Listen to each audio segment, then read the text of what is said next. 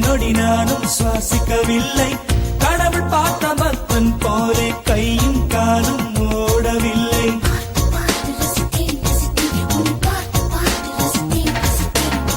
தேவதையும் பேருந்தில் வருமா, கனவா நனவா தோன்றவும் இல்லை. நல்ல வேளை சிறகுகள் இல்லை, நானும் அதனால் நம்பவில்லை. வெற்றி என்ற மேடையிலே ஒற்றை முடியை ஆடவிட்டார்.